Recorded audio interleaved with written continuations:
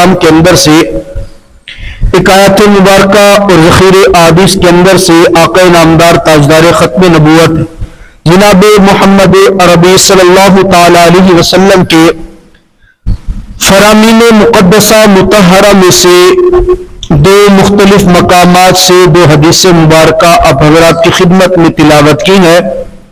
دعا ہے رب ذوالجلال سے کہ میرا اللہ ہمیں اس مختصر سے وقت کے اندر اس آیت مبارکہ اور حدیث مبارکہ کا صحیح مفہوم آپ حضرات کی خدمت میں بیان کرنے کی توفیق اور سعادت عطا فرمائے، اور میرا اللہ اس کے بعد مجھے اور آپ کو اس پر عمل کرنے کی توفیق عطا فرمائے۔ حضرات محترم، اللہ رب العزت نے حضرت انسان کو پیدا کیا، ہر انسان کو میرے اللہ نے بے شمار نعمتیں عطا کی۔ میرے رب نے جس کو جس طرح چاہا اس طرح رکھا، اللہ نے جس کو جس حالت میں بہتر سمجھا اس حالت میں رکھا۔ کسی کو امیر بنایا تو کسی کو غریب بنایا، کسی کو طاقتور بنایا تو کسی کو کمزور بنایا، کسی کو خوبصورت بنایا تو جناب والا کسی کو بلیک کلر کا بنا دیا۔ یہ میرے اللہ کا انتخاب ہے۔ اللہ کے انتخاب پر اعتراض کرنا، اللہ کے انتخاب کے ساتھ ضد لگانا، یہ عقل مند انسان کی نشانی نہیں ہے، بلکہ ایک بہترین مسلمان اور بہترین انسان وہ ہے جو ہر حال میں رب تعالیٰ کا شکر ادا کرے اور یوں کہے کہ اللہ مجھے تو نے جس حال میں رکھا ہے تو بہتر جانتا ہے، میں اسی کے قابل تھا، جس حال میں تو نے رکھا ہے میں اسی پر تیرا شکر ادا کرتا ہوں۔ میرا رب فرماتا ہے جب تم شکر ادا کرو گے، لئن شکرتم لازیدنکم، تم شکر ادا کرتے چلے جاؤ گے، میں تمہارے اوپر نعمتوں کو نوازتا چلا جاؤں گا۔ انسان اللہ کی لکھی ہوئی تقدیر کے ساتھ مخالفت کرے، انسان اللہ کی لکھی ہوئی تقدیر پر شکوا کرے، یہ اس کی یوں سمجھ لیں کہ ایمان کے کمزور ہونے کی علامت ہے۔ اللہ کے ہر حال میں جس طرح میرے رب نے رکھا، ہاں بعض چیزیں ایسی ہے کہ میرا اللہ انسان کو اس کے اعمال کے بلبوتے پہ، کبھی ایسا ہوتا ہے کہ میرا اللہ رزق میں اضافہ فرما دیتا ہے، کبھی ایسا ہوتا ہے کہ میرا اللہ حسن میں اضافہ فرما دیتا ہے، کبھی ایسا ہوتا ہے کہ میرا اللہ جناب والا عمر میں اضافہ فرما دیتا ہے۔ یہ میرے اللہ نے انسان کے اعمال صالحہ کے ساتھ معاملات رکھے ہیں۔ مثال کے طور پہ موسیٰ علیہ السلام کا زمانہ ہے، موسیٰ علیہ السلام کوہ طور پہ جا رہے، کوہ طور پہ جاتے ہوئے راستے کے اندر ایک بندہ ملتا ہے اور موسیٰ علیہ السلام سے درخواست کرتا ہے موسیٰ کہاں جا رہے ہو؟ موسیٰ علیہ السلام میں کوہ طور پہ رب تعالیٰ سے ملاقات کے لیے جا رہا ہوں۔ موسیٰ جا رہے ہو تو میرا ایک کام کرو گے؟ ہاں بول کیا کام ہے؟ کہا رب تعالیٰ سے جا کے درخواست کرنا اللہ میرے مقدر میں تو نے جتنا رزق لکھا ہے نا یہ تھوڑا تھوڑا نہ دے، بس ایک ہی بار مجھے دے دے۔ موسیٰ علیہ السلام نے پوچھا بھی کیا مطلب ہے تیری اس بات کا؟ کہا یار غربت بڑی ہے، اللہ رب العزت کبھی ایک روٹی دیتا ہے، کبھی آدھی روٹی دیتا ہے، کبھی پوری دیتا ہے، کبھی دیتا ہی نہیں ہے، تو ظاہر ہے جو میرے مقدر میں لکھا ہوا ہے مجھے وہی مل رہا ہے نا، تو بجائے اس کے کہ مجھے آدھی یا ایک کبھی کبھار ملے، اللہ تعالیٰ سے درخواست کر دے اللہ میرے مقدر میں جو ہے نا بس ایک ہی بار مجھے دے دے۔ اچھا جب ایک بار ملے گا تو کیا کرے گا؟ مسکرا کے کہنے لگا موسیٰ جتنے دن ہو سکے گا اتنے دن پیٹ بھر کے کھا لوں گا، جتنے دن میں میرا رزق ختم ہو جائے گا بس پھر صبر شکر کریں گے دیکھی جائے گی، چلو جتنے دن ہوگا اتنے دن تو آرام سے جیوں گا نا۔ موسیٰ علیہ السلام نے فرمایا بھئی رب کی رضا پہ راضی رہنا یہ بڑی عقل مندی کی بات ہوتی ہے، وہ رب بہتر جانتا ہے تجھے کب کتنا کہاں کیسے دینا ہے، تو اسی تقریر پہ راضی رہ یہ سب سے زیادہ اچھا ہے۔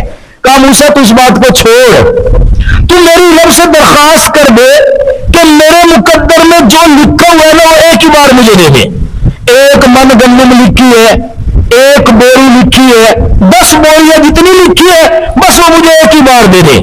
موسیٰ علیہ السلام نے فرمایا ٹھیک ہے بھائی تیرا ایسا موڈ ہے تو کوئی بات نہیں ہے، میں جا کے میں رب تعالیٰ سے درخواست کر دیتا ہوں۔ موسیٰ علیہ السلام چلے گئے، اللہ رب العزت سے ہم کلام ہوئے، ہم کلام ہونے کے بعد جو کچھ بھی راز و نیاز کی باتیں ہونی تھی وہ مکمل ہوگی۔ مکمل ہونے کے بعد موسیٰ علیہ السلام نے درخواست سے اللہ میں واپس جا رہا ہوں. اللہ تعالیٰ پوچھتے ہیں جاننے کے باوجود موسیٰ کچھ رہ تو نہیں گیا؟ کہا نہیں کچھ نہیں رہ گیا. کہا سوچ لے کوئی بات رہ گئی ہو میرے ساتھ کرنے کی. سوچ کے کہا ہاں یا اللہ میں آپ کے پاس آ رہا تھا نا, مجھے ایک بندہ ملا تھا. کیا کہہ رہا تھا؟ اللہ بڑا تنگ دست تھا بھائی, کچھ کہہ رہا تھا. اللہ ہمت نہیں ہو رہی آپ کے سامنے کیسے کہوں. موسیٰ تجھے پتہ ہے تیرا رب علام الغیوب ہے, تیرا رب تو سینوں کے بھید سے بھی واقف ہے. میں جانتا ہوں اس نے تجھے کیا کہا, بس تیری زبان سے سننا چاہتا ہوں کہا کہ. موسیٰ علیہ السلام اچھا اللہ وہ کہہ رہا تھا تو نے میرے مقدر میں جو رزق لکھا ہے نا وہ تھوڑا تھوڑا تھوڑا تھوڑا دینے کی بجائے نا بس ایک ہی بار مجھے عطا کر دے. کہا اچھا موسیٰ واقعی وہ یہی چاہ رہے. موسیٰ تجھے سمجھایا نہیں ہے؟ میں نے تو بڑا سمجھایا. اللہ نے جو تیرے لیے لکھا, جتنا لکھا, جہاں لکھا, جیسا لکھا وہ بہتر ہے. پھر اس نے کیا کہا؟ اللہ وہ وحید ہے, وہ کہتا ہے بس جو کچھ لکھا رہے ایک ہی بار دے دے. کہا جا موسیٰ اس کو جا کے خوشخبری دے دے, میں نے جو کچھ اس کے لیے لکھا ہوا ہے نا تقدیر میں رزق اس کا, اس کو ایک ہی بار اکٹھا مل جائے گا. موسیٰ علیہ السلام واپس ہے, وہ انتظار میں تھا. راستے میں کہا موسیٰ میرے کام کا کیا بنے, جا بھی تیرے لیے خوشخبری ہے, اللہ رب العزت نے تیری درخواست منظور کر لی ہے, جو کچھ تیرے مقدر میں آنا وہ تجھے سارا مل جائے گا. اچھا جی بڑا خوش ہو رہے. کچھ دن کے بعد جناب والا واقعی اللہ نے اس کو جو دیا تھا وہ سارا ایک دم سے اسے مل گیا. اب جب سارا ایک دم سے مل گیا, جو مل گیا موسیٰ علیہ السلام نے دیکھا بھئی یہ جو رزق ہے اس کے پاس زیادہ سے زیادہ ہفتہ چل جائے گا, مہینہ چل جائے گا, بس اس سے زیادہ بھی چلے گا. لیکن جناب والا کیا ہوا کہ موسیٰ علیہ السلام دیکھ رہے ہفتہ گزر گیا, مہینہ گزر گیا, سال گزر گیا, 2 سال گزر گئے, بندہ تو بڑھتا ہی جا رہا ہے, پھلتا پھولتا ہی جا رہا ہے. وہ جو رزق اس کا لکھا ہوا تھا وہ ختم ہونے کا نام ہی نہیں لے رہا. موسیٰ علیہ السلام بڑے پریشان, یہ معاملہ کیا ہو گیا؟ اللہ نے جو اس کا رزق لکھا تھا سارا اس کو دے دیا, پھر یہ امیر سے امیر کیسے ہوتا جا رہا ہے, معاملہ کیا ہے؟ موسیٰ علیہ السلام اللہ تعالیٰ کے دربار میں اگلی بار گئے, تو جا کے درخواست کی سارے اپنے معاملات کرنے کے بعد. اللہ سوال ہے میرا. کیا سوال ہے؟ اللہ بات یہ ہے کہ کچھ دن پہلے میں آیا تھا, میں نے تجھ سے درخواست کی تھی رب جو کچھ بھی میرے بندے کا رزق ہے بس وہ رزق ایک ہی مرتبہ مجھے دے دیا جائے. اللہ تو نے وہ سارا رزق دے دیا تھا. اب سوال یہ کہ تو نے جو اکٹھا رزق دیا تھا وہ تو 1 ہفتے کا تھا, وہ تو 1 مہینے کا تھا, لیکن میں دیکھ رہا ہوں کئی سال گزر گئے تو ختم ہونے کا نام ہی نہیں لے رہے. اب ربا تو بھی سچا میں بھی سچا, لیکن مجھے معاملہ سمجھ نہیں آ رہا. موسیٰ علیہ السلام فرماتے اچھا, اللہ فرماتے اچھا موسیٰ اس کی حکمت جاننی ہے؟ جی اللہ حکمت جاننی ہے. کہا دیکھ میں نے کہا ہے جو میرے راستے میں 1 دے گا نا میں 700 گنا بڑھا کر کے واپس کروں گا. موسیٰ تو بھی سچ ہے, تو نے درخواست کی تھی کہ اس کا رزق سارا 1 مرتبہ مل جائے.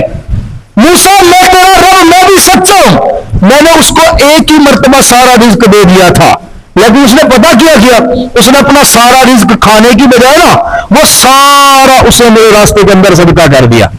اب بتا وہ جو 1 مہینے کا رزق تھا وہ اس نے سارا میرے راستے میں صدقہ کر دیا, میں نے 10 گنا بڑھا کر کے اس کو دیا. اس نے 10 گنا میں سے 1 حصہ رکھ کے 9 حصے پھر میرے راستے میں دے دیے.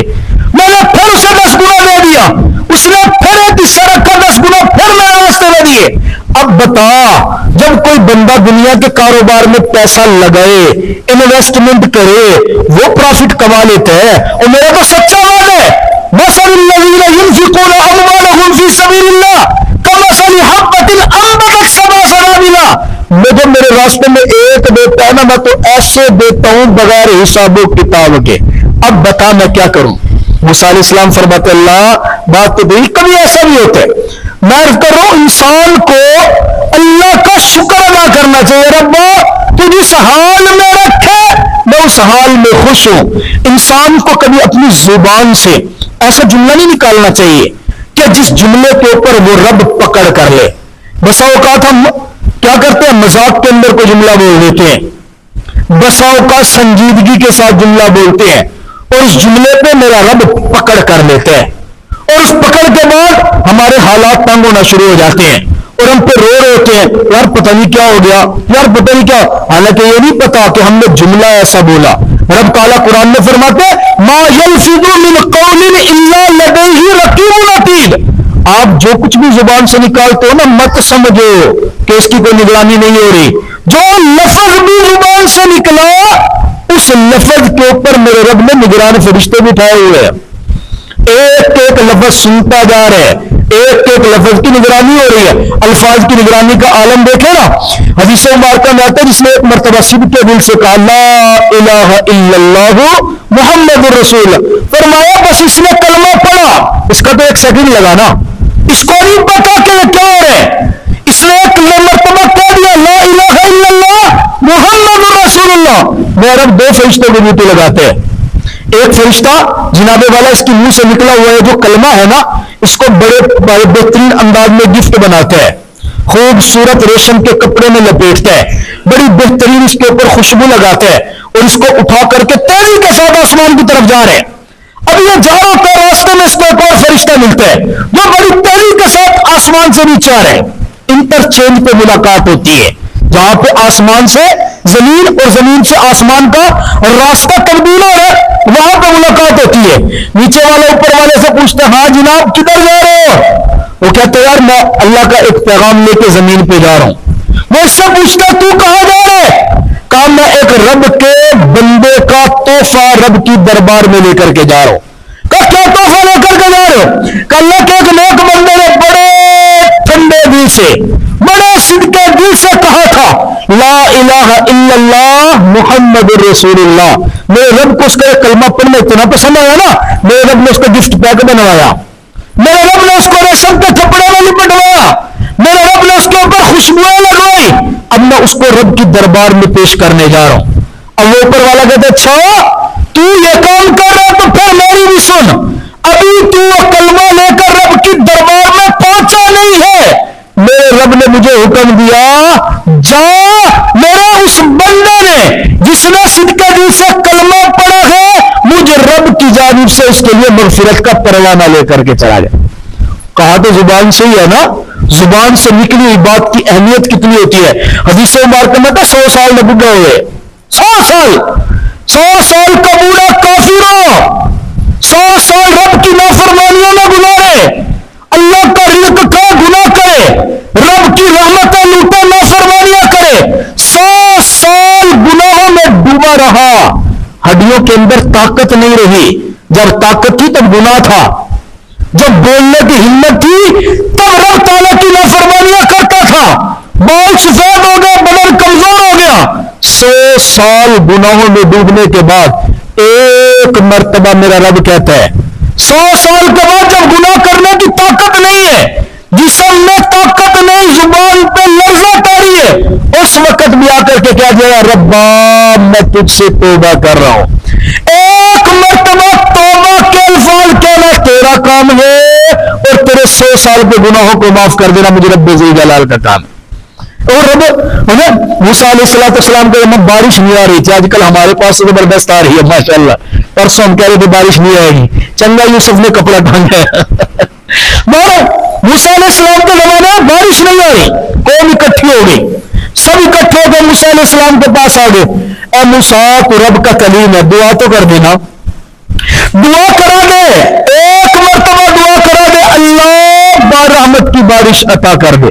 فصلیں خشک ہو گئی, زمین خشک ہے, جانور پیاس سے بلبلا رہے ہیں, ہمارا تو روزگار نہیں ہے, قحط سالی پڑ گئی ہے, ایک مرتبہ تو دعا کرا دے. موسیٰ علیہ السلام دعا کرتے ہیں, اللہ کی جانب سے القاء ہوتا ہے, دل میں بات آتی ہے, وحی آتی ہے. اے موسیٰ وہ جو بندے کھڑے ہیں نا ان بندوں میں ایک گناہگار ہے, ایسا گناہگار ہے جس نے مجھے اتنا ناراض کیا, اتنا ناراض کیا, جب تک وہ بندہ یہاں پہ ہے نا میں رب ان کو بارش کی ایک بوند بھی نہیں دوں گا. اندازہ کریں, یہ واقعات سمجھانے کے لیے ہوتے, جب تک وہ بندہ ہے بارش کی ایک بوند نہیں ملے گی. موسیٰ علیہ السلام تو وقت کے پیغمبر ہے, انہوں نے کہہ دیا بھائی رب کی طرف سے پیغام آیا ہے, میں نے دعا کی تم سب کے لیے, اللہ فرما رہے ہیں وہ بندہ, اس رب کا انعام دیکھو, احسان دیکھو. رب نے صرف اتنا کہا کہ ایک بندہ ہے, اس بندے کا نام نہیں بتایا.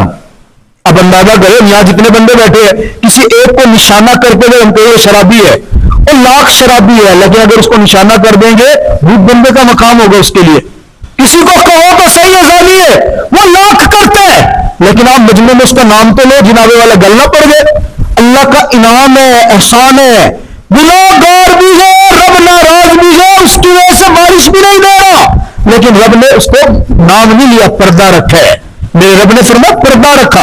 اب پردہ رکھا ہوا ہے، بھائی تم میں ایک بندہ ہے، اس رب نے نام نہیں بتایا ہے، جب تک وہ بندہ بارش نہیں ہوگی، لوگ وہیں پہ موجود ہیں، کوئی اٹھ کے بھی نہیں گیا، کوئی باہر سے اندر بھی نہیں آیا، ابھی سب بیٹھے ہوئے ہیں، ابھی سب بیٹھے اچانک دیکھے ایک دم سے بادل آئے اور دھار کے بارش ہونا شروع ہو گئی۔ ادھر موسیٰ علیہ السلام فرما رہے کہ بارش نہیں ہوگی، ادھر رب کا پیغام مل رہا ہے کہ بندہ موجود ہے، اور ادھر بادل آتے اچانک بارش شروع ہو گئی۔ قوم ساری اکٹھی ہو گئی، پوچھتی ہے موسیٰ تجھے بھی جھوٹا نہیں کہہ سکتے، موسیٰ تیرا رب بھی جھوٹا نہیں ہے، موسیٰ تو بھی وقت کا پیغمبر ہے، موسیٰ تو بھی کلیم اللہ ہے، لیکن جو ہم آنکھوں سے دیکھ رہے ہیں اسے کیسے جھٹلائے؟ ابھی دیکھ رہے تھے، آنکھ سے دیکھ رہے تھے، کان سے سن رہے تھے، آپ نے کہا تھا بندہ ہے، گناہگار ہے، جب تک روح ہے میرا رب بارش دے گا نہیں، ابھی تو گیا بھی کوئی نہیں ہے، بارش کیسے آ گئی؟ موسیٰ علیہ السلام بھی پریشان، اللہ اور تو عزت پہ آ گئی ہے، اللہ تو بات تیرے پیغمبر کی عزت پہ آ گئی، اللہ تو ڈائریکٹ سوال کر رہے ہیں، اللہ بات تیری طرف سے آئی تھی میں نے بتا دی ہے، اللہ حکمت بھی بتا دے بارش دی کیوں؟ موسیٰ علیہ السلام رب نے پھر جواب دیا، موسیٰ ان کو بتا دے، وہ جس سے میں جتنا ناراض تھا، جس کی وجہ سے بارش نہیں دے رہا تھا، اب اسی ایک کی وجہ سے ان سب کو میں نے بارش عطا کر دی ہے۔ اللہ کیسے؟ کہا وہ جتنا گناہگار تھا نا، جب تو نے کہا نا جب تک وہ یہاں سے نہیں نکلے گا میں بارش نہیں، فوراً اس نے آنکھیں بند کی، ہاتھ نہیں اٹھائے، آنکھ بند کر کے اس نے کہا اللہ میں جانتا ہوں تو مجھے کہہ رہا ہے، اللہ میں جانتا ہوں میں گناہگار ہوں، اللہ میں جانتا ہوں میں نے تمہیں اتنا تو ناراض کیا نا کہ مجھے ایک کی وجہ سے پوری بستی کو بارش نہیں مل گئی، اور ربا میں اس جگہ پہ کھڑے ہو کے تیرا شکر ادا کرتا ہوں تو نے میرا پردہ فاش نہیں کیا، اللہ پھر میں تجھ سے توبہ کرتا ہوں، ربا آج میں صدقے دل سے توبہ کر رہا ہوں، آج کے بعد میں کوئی گناہ نہیں کروں گا۔ موسیٰ اس نے توبہ کی، میں رب نے اس کی توبہ قبول کر لی اور قبول کر کے فوراً بارش عطا کر دی۔ موسیٰ علیہ السلام اللہ چلو تو توبہ قبول ہو گئی، رب تو نام بتا دے بندہ تھا کون؟ میرے رب نے کہا موسیٰ کمال ہے، جب میں ناراض تھا میں نے تب نہیں بتایا، اب تو اس کی اور میری صلح ہو گئی، میں اس کا راز کیسے فاش کروں؟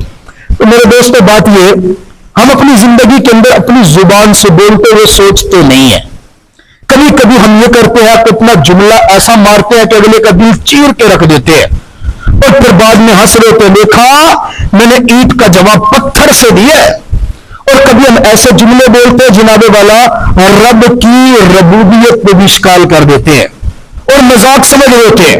مثال کے طور پہ ہم تو شہر سے باہر ہیں نا جی، کسی نے ہماری بستی والے سے باہر جا کے پوچھ لیا ہو آپ کدھر رہتے ہو، اور نقل کفر نہ باشد، وہ ہنستے ہو گئے میرا گھر اٹھا ہو خدا دے پچھواڑے، وہ جملہ عام بولتے ہیں میرا گھر وہاں خدا دے پچھواڑے، یہ جملہ کفری ہے۔ آپ نے جملہ بولا تو جناب والا دائرہ اسلام سے خارج ہو گئے۔ ہماری سنت والجماعت علماء دیوبند کا عقیدہ ہے کہ میرا رب ہر جہت سے پاک ہے، فَأَيْنَمَا تُوَلُّوا فَثَمَّ وَجْهُ اللَّهِ، جدھر دیکھو میرا رب ادھر ہے۔ اگر یہ بولا کہ خدا کے پچھواڑے ہے تو رب کے لیے جہت ثابت کر دی نا۔ جب رب گہری باتیں ہیں، علمی باتیں ہیں، وہ کفریہ کلمہ ہوگا۔ جب کفریہ کلمہ ہوا تو جناب والا آپ ایمان سے نکلے، ایمان سے نکلے آپ کا تو نکاح بھی ٹوٹ گیا۔ جب نکاح ٹوٹا تو بیوی کے قریب جانا بھی جائز نہیں رہا، جب بیوی کے قریب نہ گئے بعد میں بچہ ہوا تو بچہ بھی حلالی نہیں ہوا، پھر وہ آپ کا کہاں سے فرما بردار میں ایک جملے کا اثر کہاں سے کہاں پہنچتا ہے۔ اور پوچھا جناب والا مشکل آ گئی، پریشانی آ گئی، ہاتھ اٹھا کے دعا کر اللہ تو نہ بھی بھیڑ سننا ساری کیوں نہیں سننا، ہوں تو ساری سننی بھی چھوڑ دیتی ہے، مذاق بظاہر مذاق ہے، میں تو مانگ مانگ کے تھک گیا، رب سن دے ہی نہیں ساڑیاں، نعوذ باللہ خدا کی ذات پہ اشکال کر رہے، یہ جملہ بھی کفری ہے۔ آپ کی زبان سے جملہ نکلا ایمان سے خارج، ہمیں نہیں پتا، یہ چیزیں سیکھنے کی ہیں، اس لیے اپنی زبان کو سنبھال کے رکھنا، ان رب کی ذات کے ساتھ ساتھ اپنے معاشرے کے اندر ہی پاک پیغمبر صلی اللہ تعالیٰ علیہ وسلم سے پوچھا نہیں گیا یا رسول اللہ مسلمان کون ہے؟ فرمایا المسلم من سلم المسلمون من لسانی، پکا مسلمان وہ ہوگا جس کی زبان سے دوسرا مسلمان محفوظ ہو. ہاتھ وغیرہ وہ تو بعد کی بات ہے نا، زبان سے دوسرا مسلمان محفوظ. آپ کے سامنے ہے تب بھی کچھ نہ بول، آپ اس کی پیٹھ کے پیچھے ہے تو کہا نا جب سامنے آپ، بعض لوگ کیا کہتے ہیں میں فلاں کی گل ڈسے نہ پیا، اس کے اندر ہے تو ڈسے نہ پیا نا، میں قسم چاہ سکتا اے ایب ان اندر ہے میں تو ڈسے نہ پیا. اور بھائی اگر ایب اس کے اندر ہے، آپ اس کی پیٹھ کے پیچھے کسی اور کو بتا رہے ہیں تو آپ اس کی غیبت کر رہے ہیں. ایب اس میں ہے تب آپ بتا رہے تو غیبت کر رہے ہیں. اگر اس کے اندر وہ عیب نہ ہو تب آپ اس کی پیٹھ کے پیچھے کسی کو بتائے تو یہ بہتان ہوگا، یہ تو الزام ہوگا. شریعت میں غیبت سے بھی منع کیا گیا، شریعت میں بہتان سے بھی منع کیا گیا. آپ سے وسلم نے پوچھا گیا نا، آپ سے وسلم نے صحابہ سے پوچھا، آخری بات کر رہا ہوں، آپ سے وسلم نے صحابہ سے پوچھا میرے صحابہ بتاؤ مفلس کون ہے؟ مفلس غریب کنگلا کون ہے؟ یا رسول اللہ لا درہم ولا دینار، جس کے پاس پیسے نہ ہو، روپیہ پیسہ نہ ہو، درہم دینار نہ. فرمایا نہ. بتاؤ مفلس کون ہے؟ یا رسول اللہ جس کے پاس گھر نہ ہو، بھی بچے نہ ہو. کہا نہ. پھر پوچھا مفلس کون ہے؟ صحابہ نے ہاتھ کھڑے کر لیے. اللہ و رسولہ عالم. یا رسول اللہ ہمیں نہیں پتا، آپ بتا دیں مفلس کون ہے. آخر نبی کریم صلی اللہ علیہ وسلم فرماتا مفلس وہ ہوگا جو کل بروز محشر میں رب کے دربار میں آئے گا، اس کے نام اعمال کے اندر نیکی اور ڈھیر ساری ہوں گی، گناہ کم ہوں گے، اور نیکیوں کے بلبوتے پہ میرا رب اس کے لیے جنت کا فیصلہ کرنے لگ رہا ہوگا. جنت کا فیصلہ کرنے سے پہلے میرا رب فرشتوں سے پوچھے گا اے فرشتوں بتاؤ اس کی نیکیاں زیادہ ہے گناہ کم ہے، لیکن ساتھیوں دیکھو اس کے ذمے کسی بندے کا حق تو نہیں ہے، اس نے کسی کا حق تو نہیں مارا، اس نے کسی کو گالی تو نہیں دی تھی، اس نے کسی کی غیبت تو نہیں کی تھی، اس نے کسی پہ بہتان تو نہیں باندھا تھا. فرشتے کہیں گے ہاں اللہ ہم چیک کرتے ہیں، چیک کر کے بولے یا اللہ اس نے فلاں کا حق مارا ہے. اللہ فرمائیں گے اس کی نیکیاں اٹھا کے اس کے نام اعمال میں ڈال دو. اللہ اس نے فلاں کی غیبت کی تھی، اللہ فرمائیں گے اس کی کچھ نیکیاں اٹھا کے ادھر ڈال دو. اللہ اس نے فلاں کی غیبت کرتے کے ساتھ ساتھ بہتان باندھا تھا، میرا رب فرمائے گا اس کی فلاں نیکیاں فلاں دے. کرتے کرتے کرتے کرتے نیکیاں ختم. اینڈ پہ میرا رب پوچھے گا ہاں بھی کسی کا حق ہے؟ یا اللہ بھی دو تین بندے بچے. اللہ فرمائے گا اس کے پاس نیکیاں تو ہے نہیں، یوں کرو ان کے گناہ اس کے کھاتے میں ڈال دو. اب ان کے گناہ اس کے کھاتے میں ڈال رہے ہیں. وہ بندہ جس کی نیکیاں زیادہ تھی اور گناہ کم تھے، اب ہوتے ہوتے نیکیاں ختم، دوسروں کے گناہ ذمے میں آ گئے، اپنی نیکیاں چلی گئی، گناہ زیادہ. اب ان گناہوں کی وجہ سے پاک پیغمبر فرماتے اس کے لیے جہنم کا فیصلہ ہو رہا ہے. لوگوں مفلس اسی شخص کو کہا جاتا ہے. اس لیے نیکیاں کرنا جتنا مشکل کام ہے نا، ان کو بچا کے رکھنا اس سے بھی زیادہ مشکل ہے. اس لیے خاص طور پہ اپنی زبان سے اپنی بات سے کسی دوسرے کو تکلیف نہ پہنچاؤ. اللہ تعالیٰ مجھے اور آپ کو سمجھنے کی توفیق عطا فرمائے.